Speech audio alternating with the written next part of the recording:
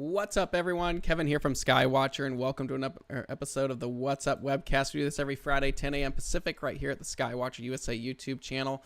We cover everything from what's up in the nighttime sky to equipment to helpful tips and tricks. And, of course, at the end of the month, we have a special guest to talk about their specialty in the field of astronomy. I hope everyone here in the U.S. had a good time with 4th of July yesterday. Everyone else, I hope it was a normal day for you wherever you are in the world, but thank you for watching and hanging out with us today.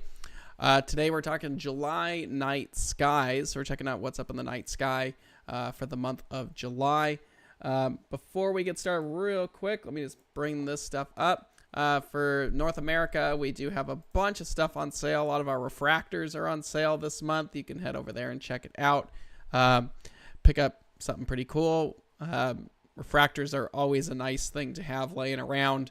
They're sharp, they're low maintenance, easy to take care of and utilize, and they're great for astrophotography as well as visual. So we got a bunch of stuff on sale right now. Actually, you can snag, geez, I didn't know you could do that. Snag a 150 DX for like $3,200. That's awesome. On top of that, you know, we've got all kinds of other stuff in here. We have the wave mounts. They should start heading out fairly soon. I think we're about a month or so away, roughly, for the U.S. and North America, hopefully. Of course, our What's Up Webcast. And then we also have our 25th anniversary. These are in stock right now, so we've been looking at getting them. Get one while you can, because once they're gone, they're gone. But there's some cool stuff going on out there. And then, of course, if you want to support the channel even more, please go ahead and leave a like on the channel. Subscribe, which I should probably just show you this. Boop. Like and subscribe on the channel. It lets us know we're doing a good job. And then, of course, you can always head over, if you want to support us a little bit more, to the skywatcher.threadless.com and pick up some cool swag over there. So that is what's going on here at Skywatcher right now. If you want to stay up to date with sales and stuff that's going on, you can always go to skywatcherusa.com, go up at the top, hit subscribe and save, and that allows you to join our email list, which then therefore also lets you keep an eye on sales, what's up for the month, the totem target, stuff like that. I did see there were some people commenting that this month's totem target is low. We try really hard to make sure that we pick targets that everyone can do, and sometimes it just gets difficult to do that. So I'm sorry for our Canadian friends if it's too low. We try to pick something challenging each month, but you know, hopefully we can refine that as time goes on.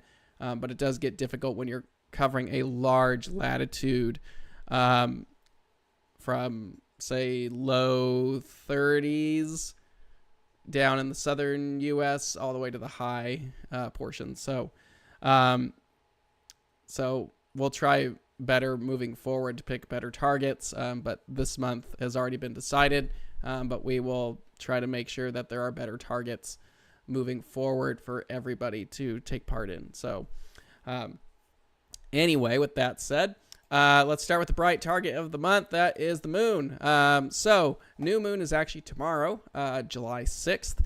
Being that it's Friday, I'm sure some of you are heading out to dark skies this weekend, even though it might be a little toasty.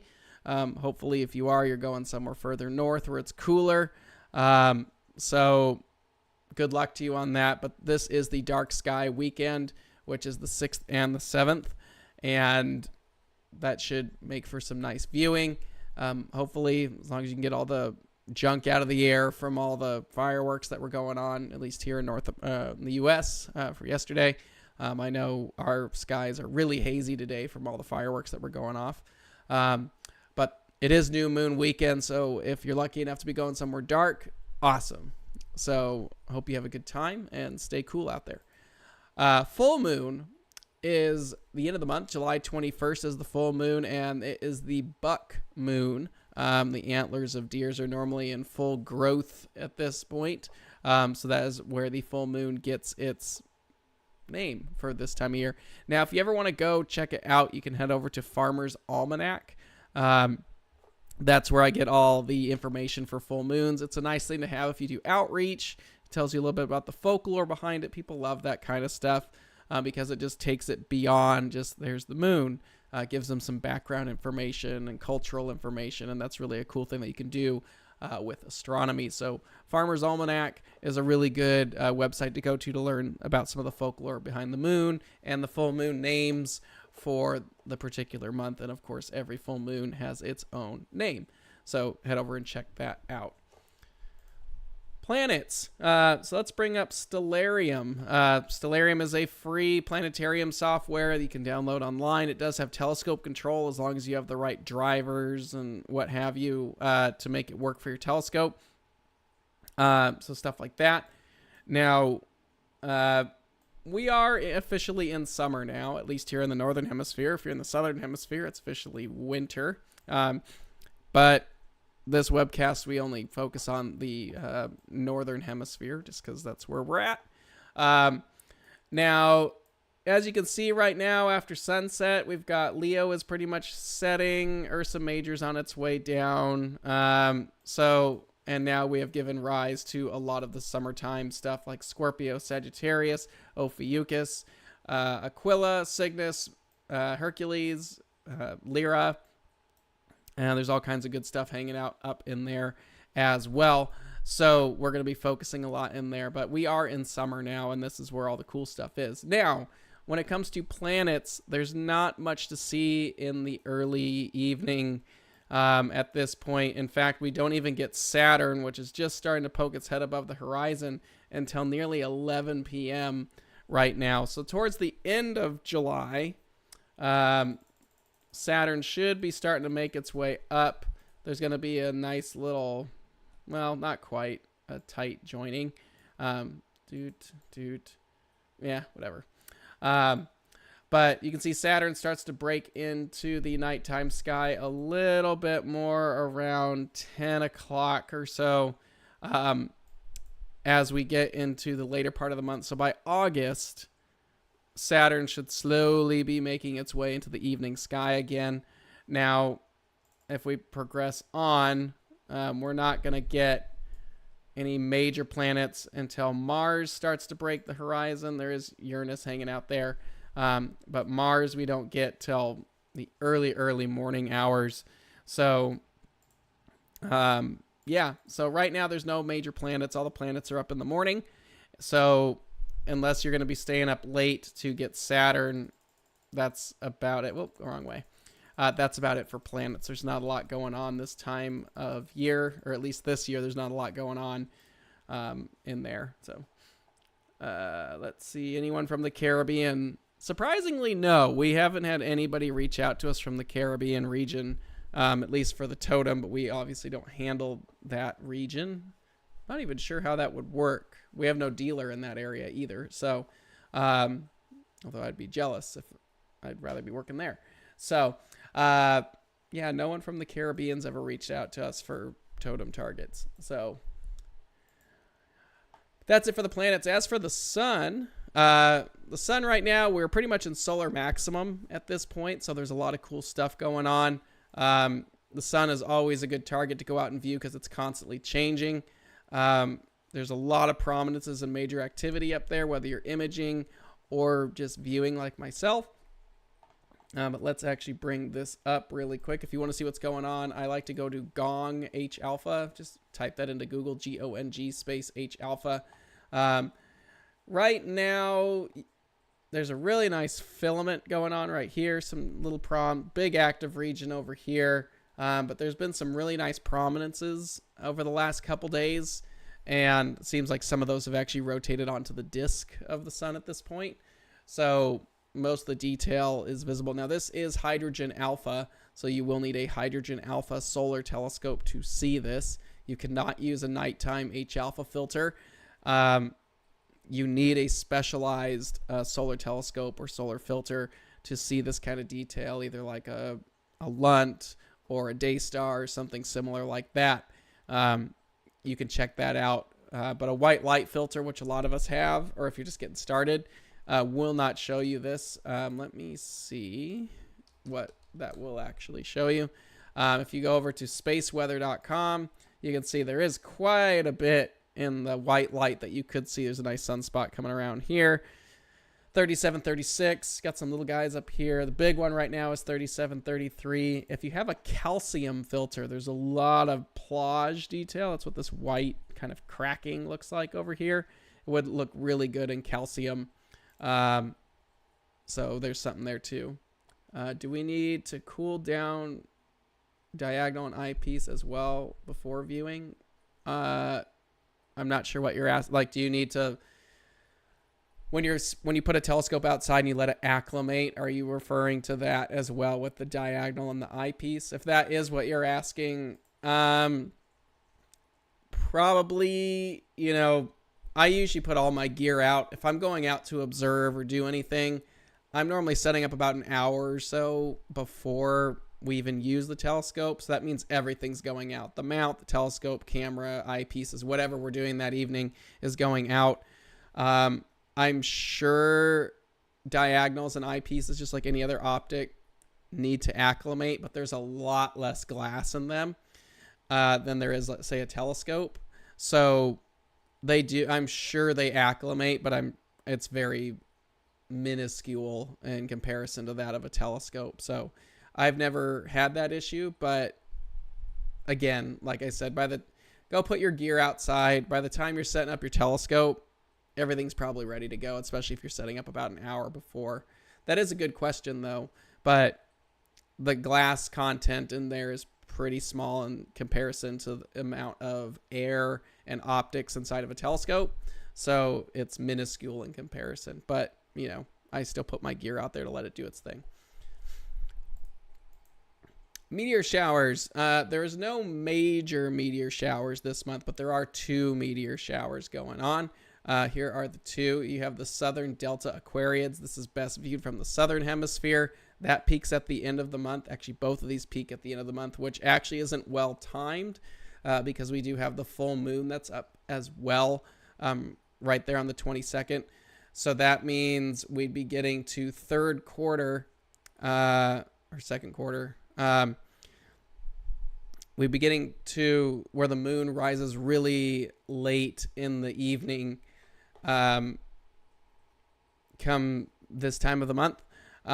So a lot of the meteors that will be visible in these showers will probably be wiped out because the moon will be up right in the middle of it. So, yeah, that's kind of where it is. These are not ideal meteor showers. So the Southern Delta Aquariids are going to be best viewed from the southern hemisphere. We won't get too much of it up here in the northern hemisphere. Then the one that we will see, the Alpha Capricornids, are very faint. And on top of that, with the moon being present late in the evening, it probably gets washed out. Now, the big one, the Perseid meteor shower, is next month in August. So that's the big one for the year. So that'll be coming up. I'll know more about that, seeing the time frame with the moon and everything. What's peak for next month's What's Up webcast. But yes, we do have 2 small meteor showers. Nothing to really write home about, but they are occurring. But the peaks do not line up well with the moon phases this month. Comets. Now, there's a couple comets up right now, and a couple that I think people should keep an eye on. So let me bring that up. This is cometchasing.skyhound.com. They actually have a video up right now. They do this monthly. The video is actually worth watching because it really tells you like the majority of the comets that are visible this time of month, or this month, and which ones you probably want to keep an eye on. Now, this one right here, 13P Olbers, just did its close approach. There was some good pictures of it, but I haven't personally seen it, so I can't write too much on it. But there was some cool stuff on it. This one actually is sitting low in the northern hemisphere. Let's see, finder chart. So let's see. So it's in Ursa Major. That's not terrible, but it's in the northern sky right now between Leo Minor and Ursa Major, which we can bring that up really quick. What was the name of that? I bet we could find it on here. Got too many windows going. This is Comet 13P Olbers. Let's see. 13P Olbers. Huh. Doesn't come up. Anyway, let's see. That's right, hanging out right over here. So it's still low. It's kind of down in here in this region is where it's at. So you'd really have to catch it early in the evening. If you have a low horizon line, that's even better. But yeah, it's getting low down there. But yeah, it's sitting right down in this particular area on the lowest portion of Ursa Major, and Leo Minor is where that comet is sitting. Like I said, there's been actually, it's a little more, it's over in Lynx right now, but as the month progresses, it will head between Leo Minor and Ursa Major. But we'll have to check that out. I haven't seen that one. Now, the one I have seen is this one right here, C2023A3. This one was really impressive at the Grand Canyon visually, and it's probably one of the more impressive comets that I have seen in a telescope, because it actually had a tail that was visible. Now, that was from very dark skies and a pretty decent sized telescope with a 28-inch mirror on it, but it was very easy to hit with that size of a telescope. We did do it in a 20 and an 18, didn't have any problem with it either. So I would say even a 10-inch telescope would be able to get it. Dark skies does help. Photographically, it should be really easy to get. But as you can see, as the month progresses, we're going to start losing it into the evening twilight as it progressively gets lower. But September, it is supposed to possibly become naked eye. So I guess we will wait and see how that works out. But those are the two big ones right now. So something to keep an eye on, but that's the two big ones right now, 13P Olbers and C2023A3. Now you can go through all the details here and do stuff like that. So should have a section on carbon stars. We're getting there, actually. So deep sky. So speaking of carbon stars, we did start it off with T Lyra. Now carbon star, I am not a big star person. I'm not huge on double stars and binaries. It's not my thing. I like really faint fuzzies that are far away. But when it does come to stars, carbon stars are my favorite. Carbon stars are stars that are late in their life. They're starting to burn carbon in the atmosphere, and they have a very deep red color. Now, there's a wide range of them. Let me see if I could actually find it really quick while I'm chatting about this. Let's see. Was it Sky? This is an old list. Sky telescope, carbon stars. Carbon star list. Was it them or was it? I can't remember. Many, many years ago, one of the major magazines released a list of carbon stars. And that's what got me started. Best carbon star list. That's what got me started in observing these. I will have to go back and let's Sky and Telescope or Astronomy. I can't remember which one it is. But they did a really nice list of like the top 20 best carbon stars. It was pretty cool to actually see. But at the top of the list, and one of the most red and striking of them all, is T Lyra. Now, T Lyra obviously is in the constellation of Lyra. It is not far from the famous double-double. It's actually almost... Let's see if I can find it really quick. T Lyra. So there's T Lyra, not far from Vega. You can see the double-double is here, and about equal distance on the other side of Vega is T Lyra. Now, T Lyra is a very striking carbon star. I find that more aperture doesn't necessarily help. The more aperture you've put on it, it actually diminishes the color a bit. So I find that 4-inch to 10-inch size of aperture does a really good job on it. Especially a refractor. Refractors do really well with T Lyra. But T Lyra is this very striking star that amongst all the other stars in the star field, it looks like a ruby that just stands out. excuse me, about 2,400 light years away. You can really do it in any sky or any aperture, but go slow if you're just going through the star field because you might run past it. And sorry, tickle in my throat, and I have no water in here, of course. Imaging, it's a pretty easy target. It's like a sorry, I may have to run out. Let me go get some water really quick.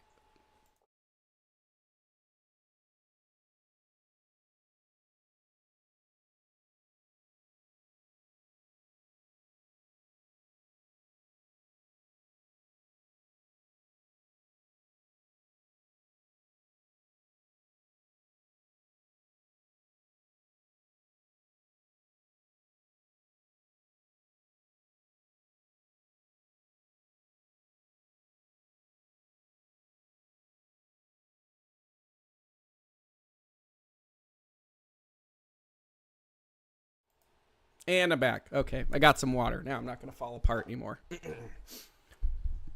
All right, so T Lyra, nice, really nice carbon star. It's like a blood red or like a soda can red or stop sign red star that's up in T Lyra or in the constellation of Lyra. But this is a good star to actually go after and observe, especially if you're new to carbon stars. So go out, check it out. It's very easy to find, but there is an abundance of these stars around the nighttime sky, and not any one particular season either, and they're great for outreach, so go ahead and check that out. But T Lyra is one of my favorites, but there are plenty out there, and we've actually linked the lists in the chat there, so if you want to know more about carbon stars.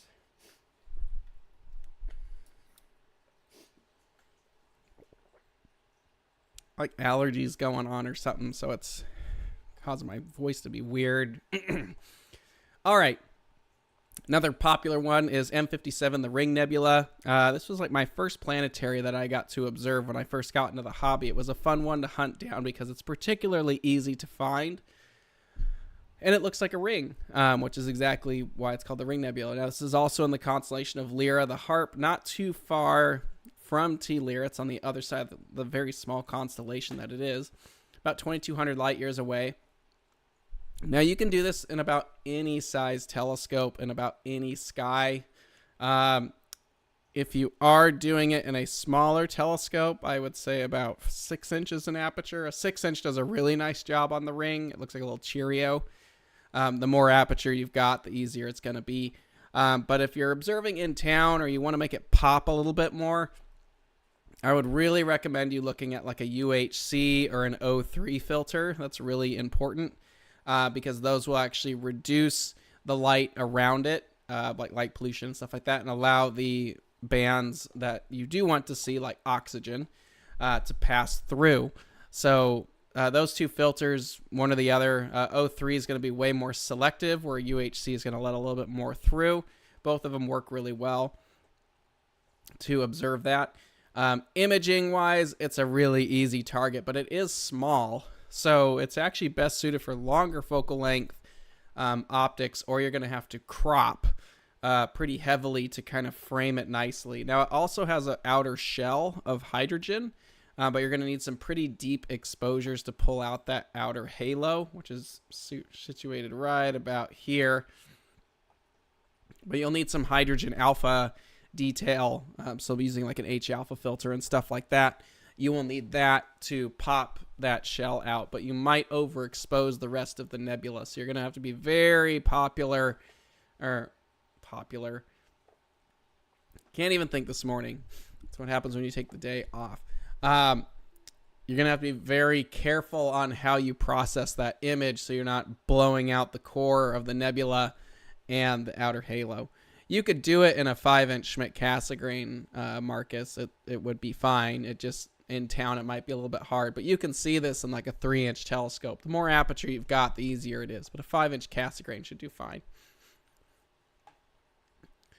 Now, a really easy one is M13. M13 is the brightest globular cluster that is visible in the northern hemisphere for the most part. Now, if you're in the low latitudes like us here in Arizona or Florida, Hawaii, Texas, regions like that, probably under 35 degrees latitude, you could get Omega Centauri just barely cracking the southern horizon. But for the rest of us, M13 is our go-to. So it's 25,000 light years away, about 175 light years in diameter, and roughly 500,000 to a million stars. It's a really nice cluster to do for outreach events. It's an easy target in any size telescope. Obviously, the darker the skies and the bigger the telescope, the more resolution you have resolving into the core. But you can see it in a small little telescope like a 60. And it just gets better and better as you go from there. You can actually barely see it naked eye from dark skies. It looks like a little fuzzy. But, you know, it's a great cluster to go after. Globulars are underrated, as Marcus said in the chat. For a long time, I wasn't a big fan of globulars. If you've ever done the Messier marathon, once you start to get into the Sagittarius region, there's a lot of clusters in that region, so it gets a little boring after a while when you're just globular after globular after globular. But there's some that are really cool. M13, of course, is great. M22 is one that's very underrated. So that one's down in Sagittarius. That's a very nice one. M3 is a good one. M4 is a little tough. It sits right next to Antares, but it's not as brilliant, I would say, as like M3 and M22 and M13, but it's still kind of cool. And then there's the list goes on and on and on. If you want to get really, really difficult for globulars, you'd have to go into like the Palomar clusters. There's only like 15 of the Palomar clusters in the catalog. Some of them are very, very difficult to go after. Maybe we'll make that a challenge target, totem target next month. We'll do some digging. But there's a large array of globular clusters that you can choose from in the nighttime sky. M13 being one of the easiest. It's also really easy to image from in town because there's no diffuse detail that you are really losing out on. So you can deal with gradients and stuff a little bit better. But yeah, globulars are a really nice collection of stars, so go after them. But M13 is one of the easiest of those. And you can also just get out, and it's a great outreach target. Would it correct to say that a Schmidt-Cassegrain secondary is 33% of the true aperture of a 6-inch is actually 4-inch? I guess I would have to do the math. That's probably not far from being pretty accurate. That's probably pretty accurate, actually. A 6-inch refractor normally is very similar viewing-wise to like an 8-inch Schmidt-Cassegrain, I found. I don't own an 8-inch Schmidt at the moment. I've had quite a few of them over the years, as I'm sure many of us had, because they're really abundant. An 8-inch Schmidt's a really nice telescope. It's not too big. It's not too small. It's got some good aperture, and it's really compact. However, a 6-inch refractor, even like a cheaper Celestron C6R, I honestly think will outperform a C8 on any day of the week. A refractor is so much sharper.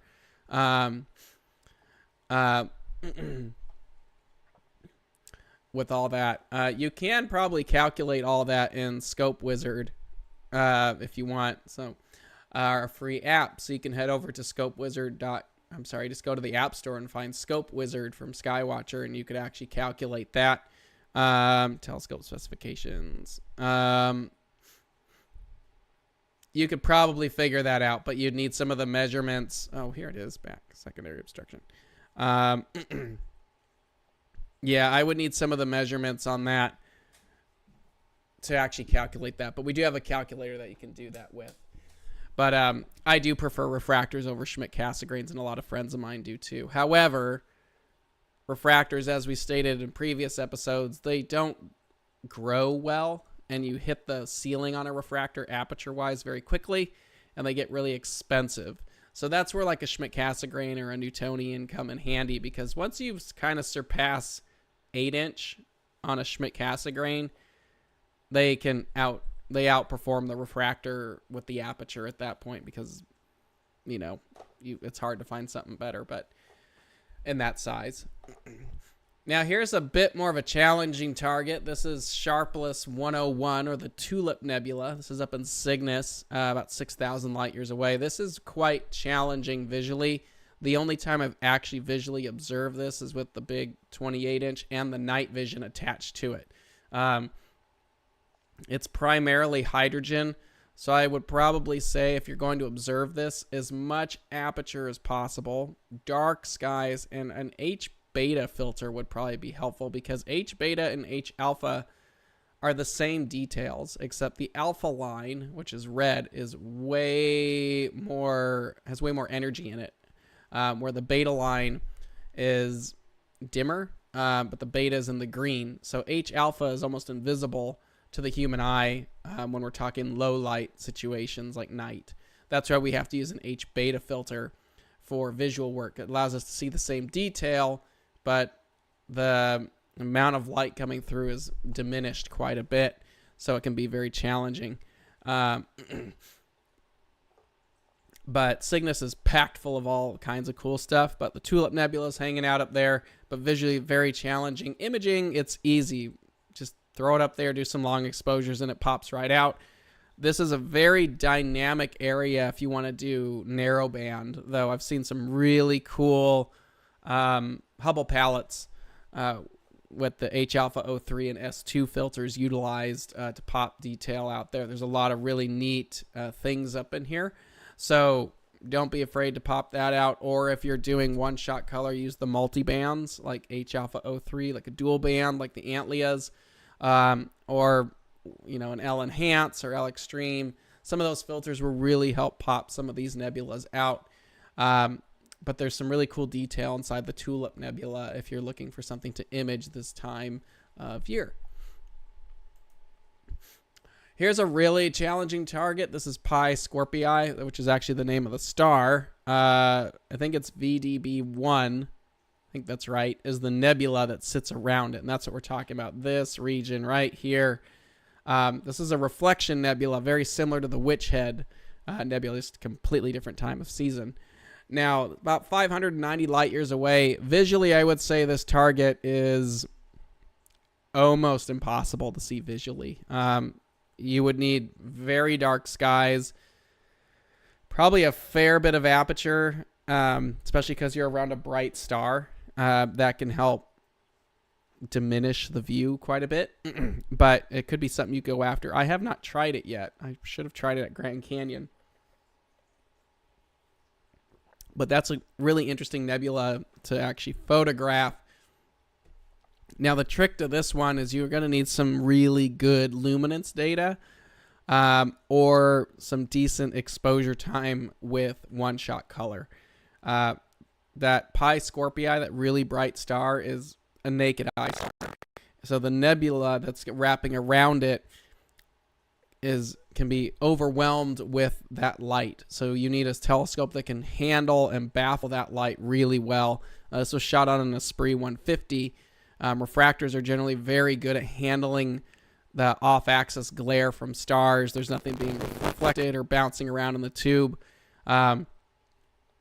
So that's going to be the challenge here. But if you're doing monochrome, a really deep luminance image is going to help bring out the detail in that structure and the nebula there, or really deep exposures on one-shot color to help calm everything down and reduce the noise. Would we accommodate gear questions or just targets for now? You can ask gear questions. We're going through this pretty quick. So if you have, I would open this up to any question you guys have today. Here's another picture of that VDB1 nebula. It's a really cool little interesting thing, and it actually extends quite a bit out, and there is some hydrogen in the region too. So if you really want to get elaborate, you could put some hydrogen alpha detail and weave it into the data there. But just, you got to be very good with processing. This was a hard one for me to process. So hopefully some of you have a better chance at it. I believe it was a totem target last year.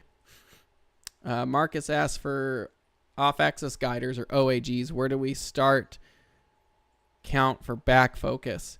I'll be honest, I have not spent much time with an OAG. I do a lot of guiding with our Evo Guide 50, where it just rides up top. From my understanding, and some of you in the chat might be more helpful with this, because I am not one that uses an OAG at the moment. Usually you got to get your camera set to its position, because the most important thing here is the camera. So you want to get the back focus all figured out and make sure the camera's at the focus point. And then from there, you then are basically splitting the light off, and you are going to be almost focusing the same distance at that point. So let's see, from the middle prism or the end of the stock. Most of the OAGs on the market now have a focuser, like a helical focuser on it, that will help you bring the camera in and out. So that's something that you could actually, you're going to have to experiment with it, because every system is going to be different and unique. OAGs, especially since you're using a Schmidt-Cassegrain, are really the way to go. Lately, I've been experimenting with the ZWO 2600 Duo, which has the guider built into it. But it's very similar to an OAG, but it's not an OAG. Best OAGs on the market are the ones that sit the guider prism in front of the filters. You don't really want to put a guide camera behind the filter, because you're going to get all kinds of, you're actually going to reduce the amount of signal that's coming through to the guide camera. I know a lot of people thought the ZWO Duos were very forward thinking by putting the guider in there. It really wasn't anything new, to be frank about it. That was something that SBIG did like in the early 2000s with the STL series. And the ST series, they had the guiders built in. It wasn't until that patent disappeared, essentially, that ZWO was basically able to bring that technology back. But one of the biggest problems with that kind of technology, especially if you're doing monochrome imaging, is if you're shooting narrowband and you have a guide camera in the main camera, and that chip is behind that filter, that means if you're shooting 5 or 3 nanometer H alpha, your guider is doing the same thing. So it's really best for you to put the guide camera or the prism in front of the filters, so that way you're not messing around with that. So there you go. Peter Anderson had a good response to that. So thank you, Peter, for helping out with that. I don't spend a lot of time with OAGs. It's just a lot of times I'm doing testing. So if I am doing testing, I'm just using an Evo Guide 50 piggybacked up top. A lot of times it's with a refractor, but hopefully some of that was helpful. So. There was another question in here too. Why are parabolic mirrors considered better than spherical? Parabolic mirrors are normally used because they get rid of coma. I'm sorry, they have coma. They get rid of spherical aberrations. Now, there are different correctors that you can put in place to get rid of spherical aberration, just like you can use like a coma corrector to get rid of coma. Parabolic mirror just eliminates the spherical aberrations, although it is a lot cheaper and easier to make a sphere. It's the simplest design of a mirror that you can do, but then you have to get elaborate with the corrector. So a parabolic mirror is probably a bit better, because that coma is really not going to be a big deal unless you start getting fast. And I would say fast would be, for my personal opinion, fast is under f4.5 visually. That's where I feel I need a coma corrector. Photographically, you probably want one under f5, depending on what you actually need out there. But you can get away with a parabolic mirror with no coma corrector. It really just depends on the observer. Spherical aberration becomes very obnoxious very quickly. So parabolic mirrors are a bit better. And then, of course, then you get to hyperbolic, which corrects for a lot of stuff, but they're way more difficult to utilize. Let's see. M8. M8 is probably the M42 of summer skies. It's the brightest nebula up. It's the easiest nebula to see, and it's huge. So it's in Sagittarius, 4,100 light years away. It's great in dark skies. Again, there's a lot of emission nebulas this time of year, so you need O3s or UHC filters to really benefit from that. And the next month, the next couple months, we're actually going to be revisiting our filter episodes. We did them a couple years ago, but there's been a lot of change, especially in the imaging world with all these new filters coming out. We're going to go back and actually revisit an old episode and kind of update it to the modern stuff. And I think in 2 weeks, we're doing the imaging filter one, which is probably the most critical because there's been a lot of new filters that have been announced in the last couple of years since we've done that episode. But then we will follow suit not long after with a new visual filter episode, which probably hasn't changed much, but we'll still revitalize it a bit. M8 is really easy. Dark skies, it looks great. You can get it from your backyard. Obviously, dark skies is going to help. It's good in small telescopes, big telescopes. It's a really forgiving thing. Imaging wise, very easy. It's great on one-shot color. It looks great on monochrome. It's very receptive to narrowband, like H-alpha O3. There's some cool shots out there of it in Hubble palette as well, where you're mixing them around. You can go wild with M8. It's a good one to go after. And of course, M20 is right next door. M20, the Trifid Nebula. This was actually shot recently. This was with a Stellar View 180 triplet. Now that I look at it, I could have done the back a little bit better. There's a little bit too much green in the background, but this is a one-shot color camera. Also in Sagittarius, 5,200 light years away. Dark skies. O3 helps, or UHC, which is really just going to help you see the pink portion, the emission. The blue is reflection. There's not a filter that can help you out with it. Another easy target vision imaging wise, visually it's excuse me, visually it's a little bit more of a challenge. Hold on, sorry guys. Tickles and throat. Let's see, a couple questions here real quick. Let's see. Reducers. If a reducer is designed for an APA with a specific focal length and aperture, can I use said reducer on a different brand of scope that matches the aperture and focal length? Probably. Your mileage may vary though. So when you have a focal reducer, let me just go off of one that's really easy. So our EvoStar series has focal reducers for all of the models, and you could probably utilize our focal reducers. Like, let's say you have an 80 ED version, you could probably utilize that on the other ones. However, your corners might not be as good as if you got the matched one. Usually a focal reducer, especially one that's been specifically designed, is matched to the optic and the prescription of the lens itself. So it's best suited to match up with how the specifications of that optic are produced. You could put a general one on there and it would probably do okay, but it might not be as good. It would be something you'd really have to test. But if you're going to spend the money and you don't have it, just go get the matched one, because you know that's going to be right on the money. But again, that's going to be, your mileage may vary on that. It'd probably be okay, especially if you've got a smaller sensor. But the bigger the sensor, especially when you push to full frame is really demanding on optics. That is a big chunk of sensor that you have to cover. A lot of real estate. So we test with full frame cameras because we know it pushes the optic to its absolute limits. There are telescopes out there like the FSQ 106, which are designed for even larger sensors. You're paying a lot of money for that thing and that feature.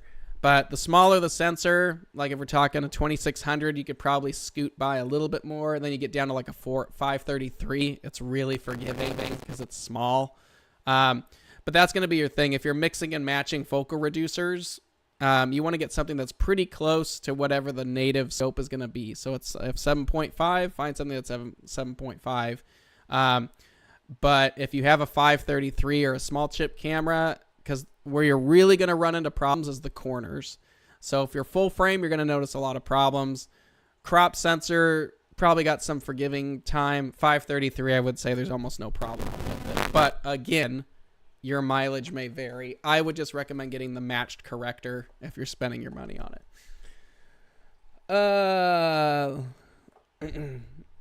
Let's see. I'm sorry if there's some static. I'm not sure what's going on with it. I've adjusted the audio a bit, so maybe I'm just too close to it, but I don't know why we're getting static.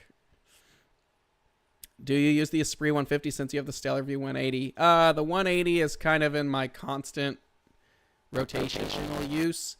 I use it a lot for my outreach events and like corporate events because it's really impressive. Not that the Esprit 150 is a slouch at all. The 150 is an amazing telescope. The 150 at the moment is kind of set up for testing various things. So it hasn't gone out to the field too much lately, but it gets use at home quite a bit because it's got those rings on it that allow for multiple scopes to go on it and hardware. But I still have them both. The 150 is not going anywhere, and the 180 certainly isn't going anywhere. But yeah, there's a time and place for the two of them. The 150, I would say, is a bit easier to use because it's smaller and lighter by about 10 pounds. It's about 10 pounds lighter and probably a foot shorter. So I have had events where I don't have room to bring the big Dob out, like the 28.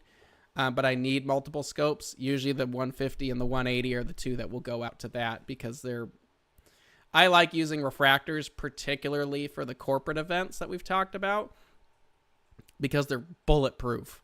I never have to argue about whether, is it out of collimation? Do I have to do this? There's no maintenance on the refractors. So I like using the refractors because it's just throw it out, use it, done, ready to go, and they throw a really nice image. So, but yeah, the 180 has been the top one lately just because it's got the aperture. But the 150 is still here. I've got all the accessories like the reducer, and it's got a motor focuser on it and stuff like that. So if I'm imaging a lot of the time, the Esprit is probably the one that's being used the most. Let's see. Come on, PowerPoint. There it goes. All right, the Veil Nebula. My favorite target is the Veil Nebula. This is up in Cygnus, 2,000 light years away. You really need darker skies to see this. Probably about 10-inch in aperture or more is where it's really helpful.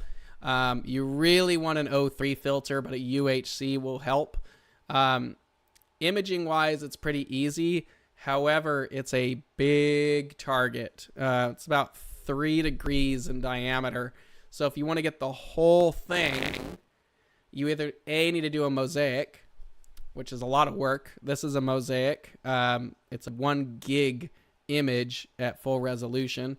This was taken with the Esprit 150. It took a while. I think it's 14 panels. Or you get a really wide field of view scope like an Esprit 100 or the FSQs from Takahashi or something like that. That has a big chunk of sky that it can fit. But you can do narrowband on this. This is luminance mixed with one-shot color, which was very helpful at bringing out some of the dust and detail in there.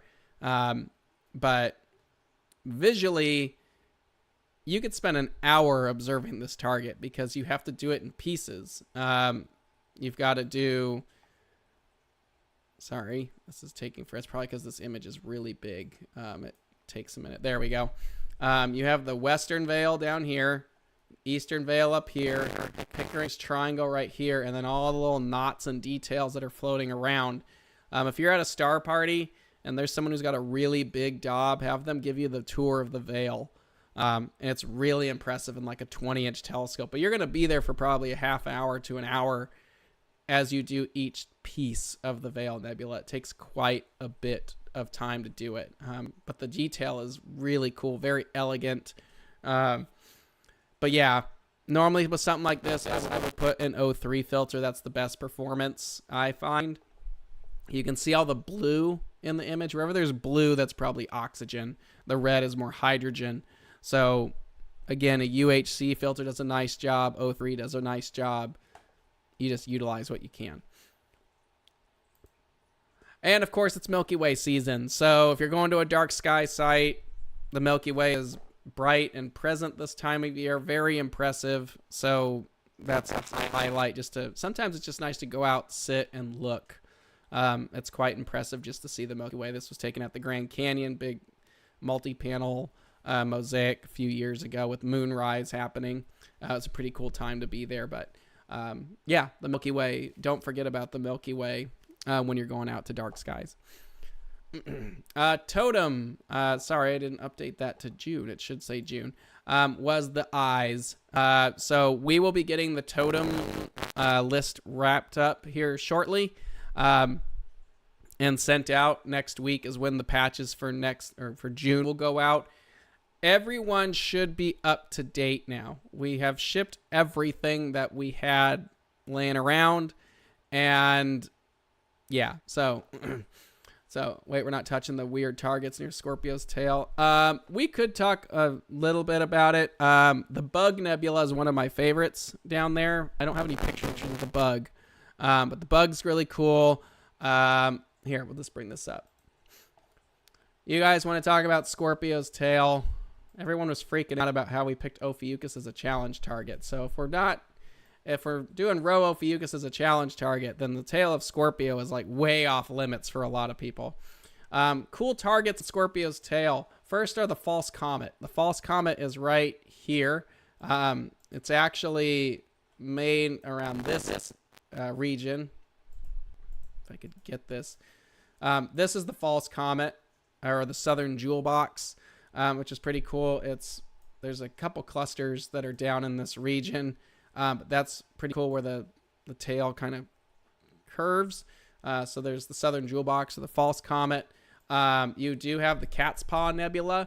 That's really, really impressive if you know someone who has H-alpha filters and night vision. It looks just like that. The cat's paw is really cool to see in night vision. And then, of course, right next door, you've got the other nebula here. I forgot what this nebula is called. And then, of course, you have M7, the Ptolemy's cluster.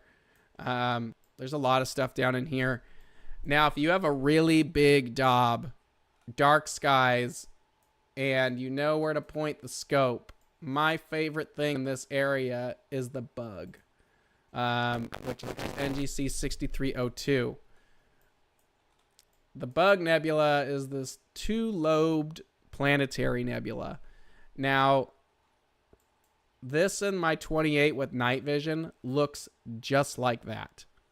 There's a lot of hydrogen in here. This is a really good imaging target, but it's small. Like, it is tiny.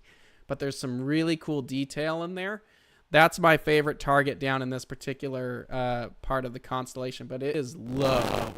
Even from here in Arizona, you don't get a lot of time for it. But yeah, the Cat's Paw is really cool. False Comet's really cool, but the bug is my favorite. So Dragons of Ara is quite hard for content. I've never heard of that one. Dragons of Ara. Dragons of Ara. Oh, that one. Fighting Dragons of Ara. NGC 6188. I've seen this one. I mean, I've seen pictures of this one. What is it? 6188? I've always wanted to actually image this one. Let's see. NGC 6188. That's way down there. That is a really cool nebula. Again, you don't have much time at all to get that. That's a very cool nebula region. I've seen it a bunch of times. I just never knew where it was. But yeah, NGC 6188. And then there's a really cool planetary NGC 6164, which is also in the region. It's got these cool O3 halos on it. So you can go Google that and check it out. Is the bug smaller than the ring? They're maybe a little bit smaller, but it's got that weird, lobes coming off of it. So, but yeah, let's see. Jumping up here, Rho Ophiuchi is our challenge target for this month. Again, I'm sorry for our northern friends. We'll try to be better about picking targets. So there you go. That is what is up for the month of July. If you guys like what you see here, please go ahead and subscribe, leave a like on a video. If you have an idea for a video, go ahead and email us at info@skywatchusa.com. Title it What's Up. But that's it for July nights, guys. Next week, we have Alex, Tech Talk with Alex. So if you have some product questions, tech support questions, save them for next week. We'll have Alex on, and we'll be talking all kinds of stuff like that. So stop by and say hi to Alex. But that is it for this week. Question here. Got a SkyMax 150. What's the virtue of shot glass? To be perfectly honest, Shot just is a major company that makes good, respectable glass. It's just like Ohara. So it's a marketing thing. But Shot is very reputable, just like Ohara is very reputable. So it just shows that we're not buying just random glass from some supplier. We're actually buying it from a well-known, high reputation company. So Shot Glass is very reputable and providing very good material to work with. So that's primarily the reason for it. So, all right, everyone. Thank you very much for hanging out with us this week. We will see you guys next week. I hope you have clear skies. Stay cool. It's going to be hot. Hopefully wherever you're at. But I hope you have a good time. If you're going out to some dark skies, have a good time. Take some cool pictures. And that's it for this week. So we will see you guys next week. We'll have a Tech Talk with Alex. Other than that, have a great weekend. Clear skies, and see you guys next Friday. See ya.